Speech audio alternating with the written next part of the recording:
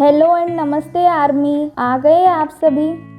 Last year BTS के Festa में जैसे ही जिन मिलिट्री से डिस्चार्ज हुए तो उन्होंने हग इवेंट किया था इस फेस्टा में, जहां पर उन्होंने 1000 आर्मीज़ को हग किया था।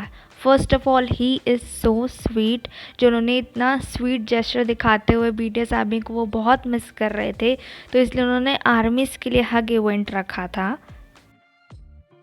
लेकिन कुछ फैंस हैं जिन्होंने इस चीज़ का गलत यूज़ किया। उन्होंने हग इवेंट को डिफरेंट लेवल पर ले गए, उन्होंने बाउंड्रीज क्रॉस कर दी और जिन को किस कर दिया चिक पे और नेक पे। आई डोंट नो, कुछ फैंस कह रहे हैं नेक पर किस किया, कुछ कह रहे हैं चिक पर किस किया, लेकिन ये गलत है क्योंकि जिन आपको अलाउ कर रहे हैं हग करने के लिए, तो मतलब मैं मानती हूँ कई सारे फैंस ओवर एक्साइटेड हो जाते हैं, लेकिन सामने वाले की भी रिस्पेक्ट करनी चाहिए, एक स्पेस देना चाहिए। जब वो हग करे तो हग ही करना चाहिए था।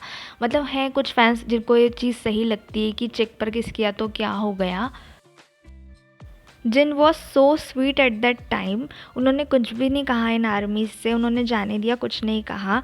हालांकि ये चीज़ होनी चाहिए कि फ़ैन्स की भी कुछ बाउंड्रीज़ होनी चाहिए जो उन्हें क्रॉस नहीं करना चाहिए अकॉर्डिंग टू मी। जिन काफ़ी ज़्यादा शॉक दिख रहे थे क्योंकि ऑब्वियसली हग इवेंट था, उन्हें भी नहीं पता था ऐसा होने वाला है, बट क्यों किसी को ऑकवर्ड पोजीशन में डालना है? क्योंकि वो सेलिब्रिटी है तो आपको हग करने का मौका मिला है तो आप ज़बरदस्ती पकड़ के उन्हें किस भी कर दो, क्योंकि क्या ही होता है, सेलिब्रिटीज़ ही तो है।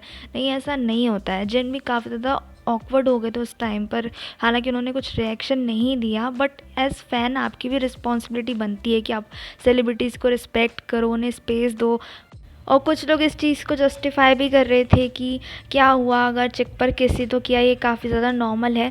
तो मेरी बात सुनो, सबके लिए ये चीज़ नॉर्मल नहीं होती है। हो सकता है कुछ लोगों के लिए ये चीज़ नॉर्मल हो कि इट इज़ ओके, कोई अनजान पर्सन आके आपको किस भी कर लेता है गाल पे तो कोई प्रॉब्लम नहीं होती, लेकिन सबके लिए ये चीज़ें नॉर्मल नहीं होती है।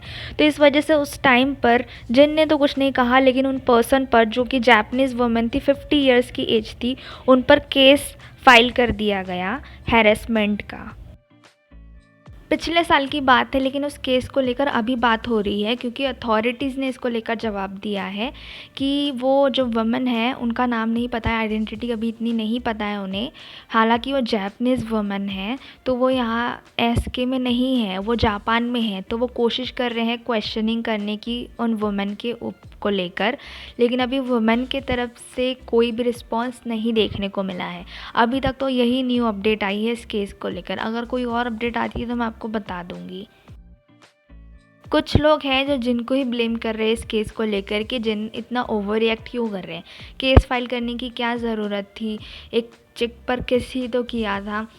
आई डोंट नो ये जो केस फाइल किया है वो जिन ने किया है या फिर किसी और फ़ैन ने किया है, आई डोंट नो, मुझे इतना आइडिया नहीं है इस बारे में। लेकिन मुझे नहीं लगता कि जिन ऐसा कुछ केस करेंगे, वरना वो वही रिएक्शन दे देते अगर ऐसा होता तो अब केस हुआ है तो अथॉरिटीज़ एक्शन तो लेंगी इस चीज़ पर। अगर इसको लेकर कोई भी अपडेट आती है तो मैं आपके साथ शेयर करूँगी। ऐसे ही अपडेट्स को जानने के लिए हमारे चैनल को सब्सक्राइब करें और वीडियो को लाइक करें।